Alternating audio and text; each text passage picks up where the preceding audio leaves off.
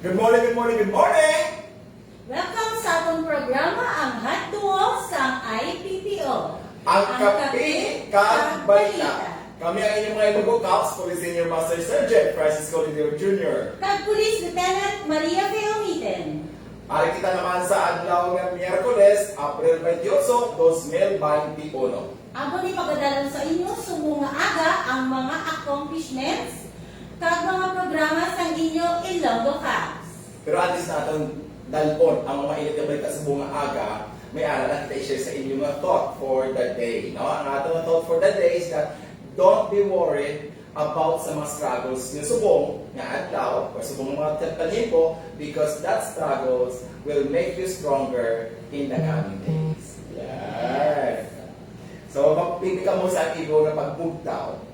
Baka namin sa akong pagutaw subong. Kaya syempre, pare sa mga kainan, na-receive ko na ang incentives ko Yes. from Google AdSense. Si Ma'am Pingping sa ating mga tumulunod dire sa Kape Kag Balita, isa ka vlogger, isa sa ka media influencer, kaga nagbunga na after so many months or Yes. even more than a year nga pag upload niya sa YouTube sa iya nga mga videos, no? Especially mga exercises mo Pingping, very helpful din, mga basic exercises to maintain our to keep our immune system stronger. Nakabunga na sa mga incentive sa Google AdSense. Congratulations, Ma'am Pingping. Thank you so much, Sir Francis. Actually, masimutan ko na ang Jollibee. Yes, yes. Anyway, sa ating mga mainit na balita, naumpisahan kahapon ang isa ka bag-o naman nga Yes. format o isang programa sa Iloilo Police Provincial Office nga magadulong sa inyo ang papasugod ang information drive Yes. sa Iloilo Police Provincial Office. Pagpadayo namon nga maihatag sa inyo ang mga init-init nga balita diri sa Ilonggo. Diri sa Iloilo Police Provincial Office nagihatag sa inyo sa atong mga Ilonggo Caps. Yes, bantayan ngayon sa hapon ang ruta sa probinsya ni Police Corporal Erin Magarso and Patrolwoman Marian Orly di Bosok Lumawag. Yeah. Very hindi mo pong gano. Kaginitan ng tanan ng mga inisyatibo sa Iloilo Police Provincial Office. Kita pasalamatan natin diri ang mainit kag of course very strong na support sa ating Provincial Director, Police Colonel Gilbert Borrero. So thank you so much, Gabe. And of course, don't forget ang isa natin ka maukod ka supporter man sa National Quarters. Yeah. Maraming salamat po, Police Brigadier General Ares Palma. So sa ating mga may balita sa buong aga, isa naman ka madilag o bypass operations ang ihiwat sa Panuasang Pasig kahapon. Yes, kagduwa naman ka quarry violators tiklo sa PNP checkpoints. Isa ka septuagenarian, 60 anyos nga lalaki ang nag-surrender sa iya na loose firearms sa Panuasa, Tugon. Yes, kag lalaki nga may kaso nga attempted murder na sikop sa banwa sa Barutak Viejo. Masubukan ngayon pero isa ka 8 anyos nga bata sa Dingle ang na-injured tungod hindi siya namungguan sa isa ka motorsiklo. Yes, kag pagkakuryente sa ang isa ka anggulo nga ginatanaw sa pututan PNP nga rason sa kamatayon sa mag-asawa nga nasakwan patay kahapon sa aga. Ina-update sa pagpatay ang sa nasapuan nga bangkay sa mag-asawa amon karang katuan ng Pingping anong sound ano bala ang story behind this death sa mag-asawa nga ini. Yes.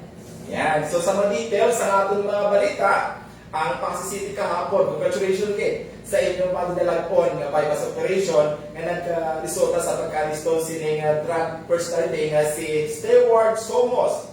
45 anyos, kasalo kang residente sa Barangay Simeon de Dismas Street, Harop, Iloilo City. Just imagine ha? Taga Iloilo City, gusto pa rin magnegosyo sa Iloilo Province sa illegal na droga.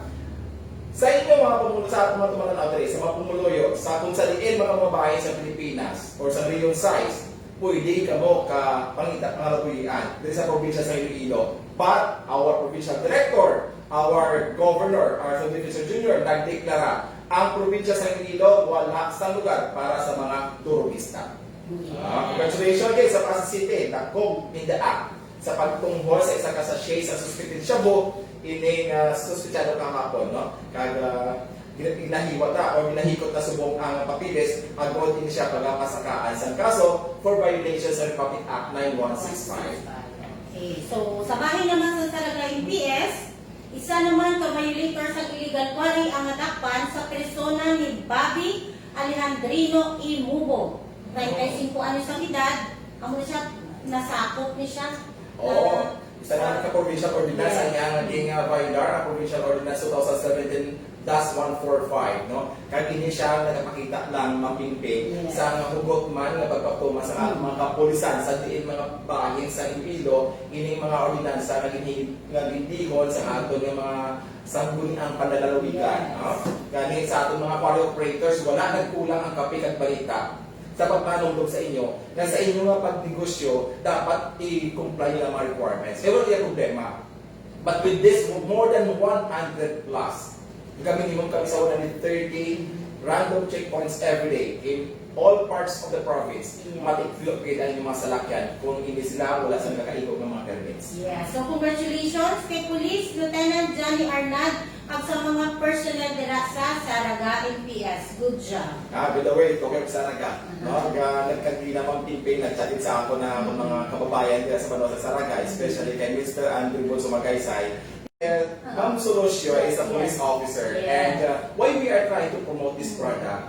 Because we would like to encourage all our police officers, aside from performing your mandate bilang mga law enforcers, you still have to enjoy ang iba yung mga passion.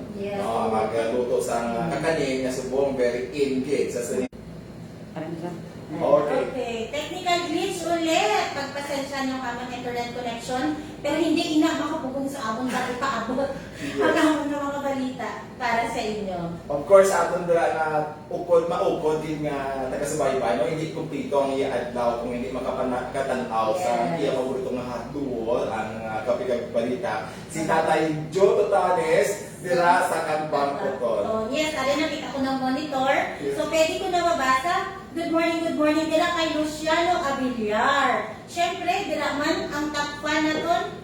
Yes, sa Iloilo City Police Station 3 kay sa ating amigo, kay Sir Joseph Rinier Quirante. No? Kaya because sa Haro, just imagine mama, tamaan kita kabaskog sa Haro area.